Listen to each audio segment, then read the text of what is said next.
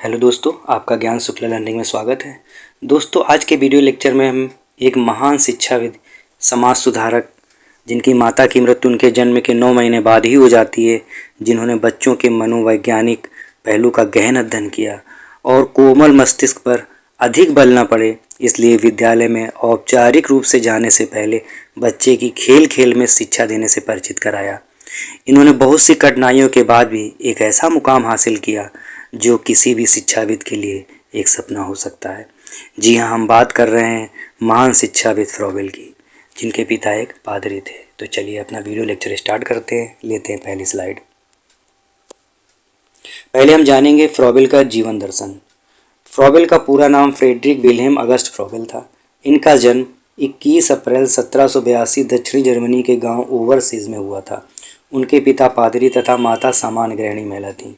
ठीक है, इनका जन्म 21 अप्रैल 1782 जर्मनी के गांव ओवरसीज में हुआ था और इनके पिता पादरी थे।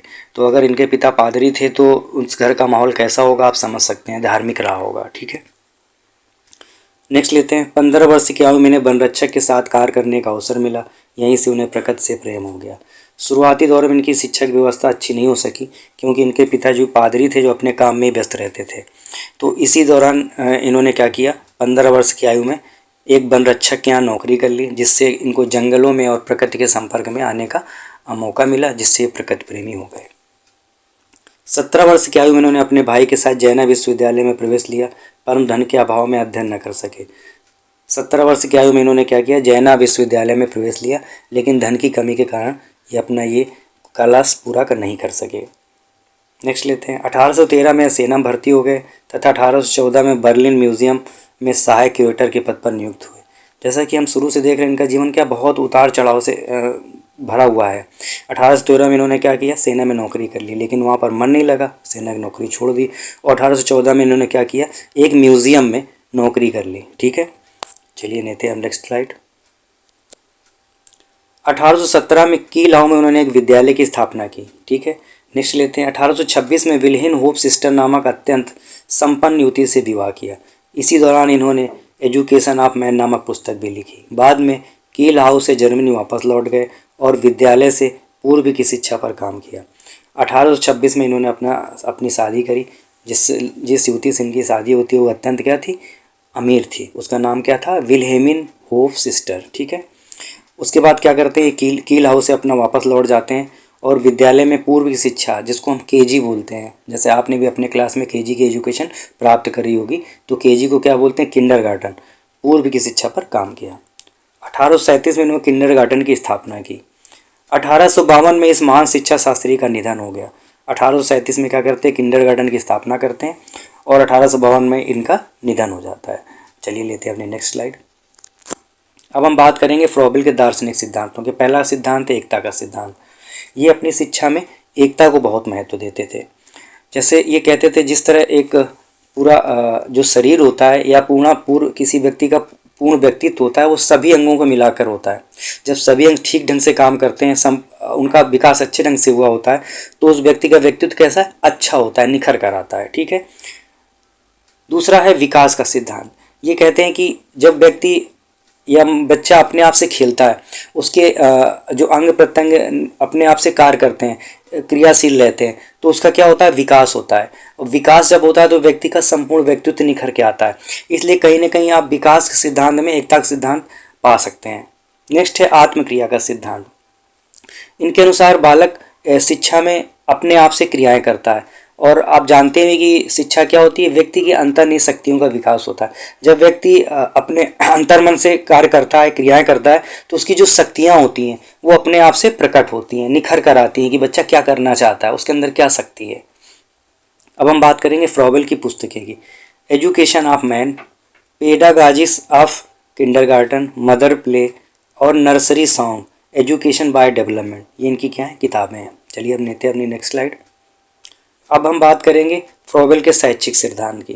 पहला सिद्धांत है, फ्रॉबेल शिक्षा को विकास की प्रक्रिया मानते हैं। आप जानते हैं कि शिक्षा के द्वारा ही व्यक्ति का विकास होता है, तो शिक्षा को क्या है, विकास की प्रक्रिया मानते थे।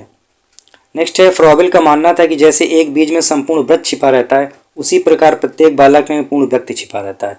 फ्रॉबेल का मानना था जैसे एक बीज होता है, बीज में अगर बीज को अच्छे से खाद पानी और प्रकाश मिलता रहे तो वो एक संपूर्ण बढ़िया सा वृक्ष बनता है। उसी प्रकार क्या है, बालक भी एक क्या बीज के समान है, और उसको ठीक ढंग से उसकी देखभाल की जाए, सारी सुविधाएं दी जाए तो वो संपूर्ण व्यक्ति बनेगा, उसमें पूर्ण व्यक्तित्व बहुत अच्छा विकसित होगा। नेक्स्ट है, फ्रॉबेल ने बालक की उपमा पौधे से, स्कूल की बाग से तथा शिक्षक की उपमा माली से की है। फ्रॉबेल ने जो बालक की तुलना की है, किससे की है, वो की है पौधे से, और स्कूल की तुलना किससे की, बाग से, और शिक्षक की माली से। माली क्या करता है, बाग की देखभाल करता है, ऐसे शिक्षक क्या करेगा, बच्चे की देखभाल करेगा। फ्रॉबेल कहते हैं, शिक्षा वह प्रक्रिया है जिसके द्वारा बालक अपनी आंतरिक शक्तियों को बाहर की ओर प्रकट करता है। वो शिक्षा कौन सी प्रक्रिया है जिसके द्वारा बालक अपनी आंतरिक शक्तियों को बाहर निकालता है। लेते हैं अब अपनी नेक्स्ट स्लाइड। अब हम बात करेंगे शिक्षा के उद्देश्यों की। पहला शिक्षा का उद्देश्य क्या है, बालक के व्यक्तित्व का विकास इस प्रकार करना कि बालक के अंदर छिपी नैसर्गिक शक्ति का बोध हो सके। हम बालक को इस प्रकार की शिक्षा देंगे या व्यक्तित्व का विकास इस प्रकार करेंगे जिससे उसके अंदर जो शक्तियां हैं वो क्या बाहर निकल कर आ सकें, या उसकी शक्तियों में निखार आवे, या उसको अपनी शक्ति का बोध हो पावे। ठीक है। जीवन और प्रकृति के बीच सामंजस्य स्थापित करना, वो चाहते थे कि जीवन और प्रकृति के बीच में सामंजस्य स्थापित हो, जिससे क्या होगा, बच्चा जो है प्रकृति को समझ पाएगा और प्रकृति के अनुसार ही वो आगे बढ़ेगा। नेक्स्ट है, बच्चों का शारीरिक एवं बौद्धिक विकास करना। उनके अनुसार शिक्षा का उद्देश्य क्या होना चाहिए, बच्चों का शारीरिक एवं बौद्धिक विकास करना भी होना चाहिए। क्यों, क्योंकि स्वस्थ शरीर में स्वस्थ मस्तिष्क का निर्माण होता है।